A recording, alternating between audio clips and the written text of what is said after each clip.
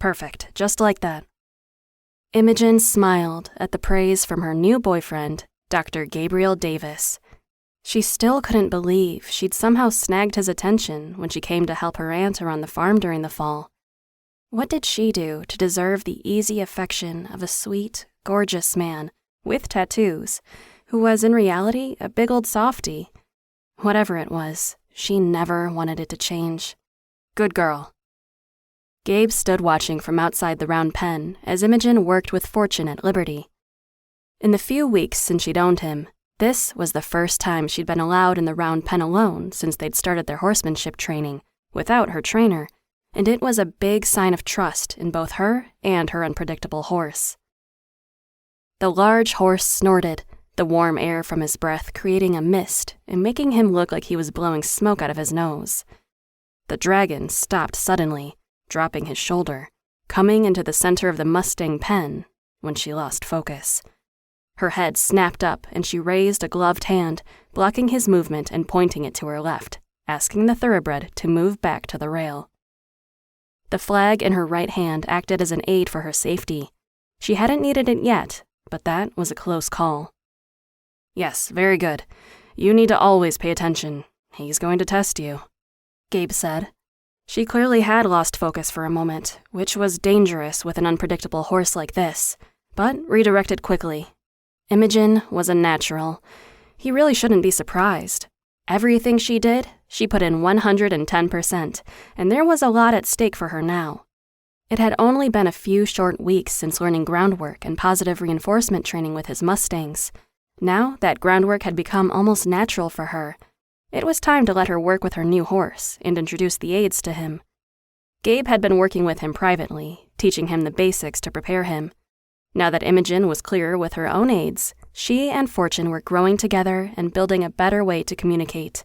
It was thrilling to watch. Fortune, for his sake, was a quick learner as well and had taken to the training like a duck to water. He was incredibly smart, and Gabe was convinced a lot of his behavioral issues were a result of needing more mental stimulation, which is why they found themselves in the round pen early on a Sunday morning with frost on the hard ground and a biting wind coming down from the mountain. Winter was well established in the northern woods, despite the little snow they'd received so far on Christmas. Whoa, Fortune, whoa. Imogen brought the gelding back to a stop, and he halted, snorting, and squarely facing her in the center of the pen with his head up and ears at attention. When she reached out a hand in welcome, he relaxed, lowering his head and walking forward at her silent request for a little scratch. She looked over at Gabe with a huge grin.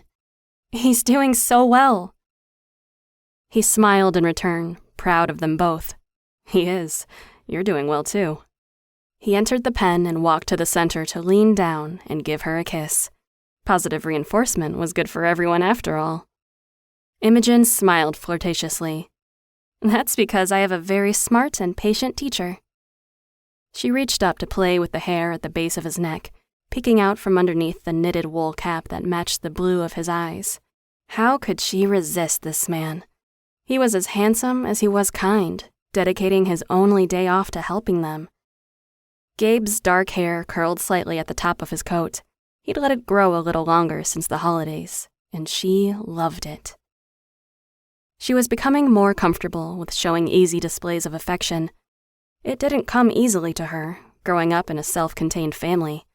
Hugs weren't given often as a child, and with the strained relationship with her mother, well, she was usually emotionally guarded. Somehow, both her neighbor and this horse had snuck through those walls and pierced her heart. Imogen was determined to open up and not push them away. They were too special. Gabe smiled down at her from underneath dark lashes, his eyes crinkled at the corners with laughter. You both require a lot of patience, so I guess it's lucky you have me.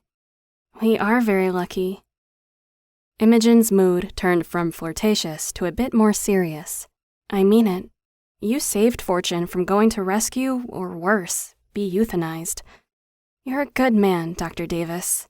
Calling me by my formal name now, are we? Imogen flicked his nose playfully. I'm trying something new. Do you like it?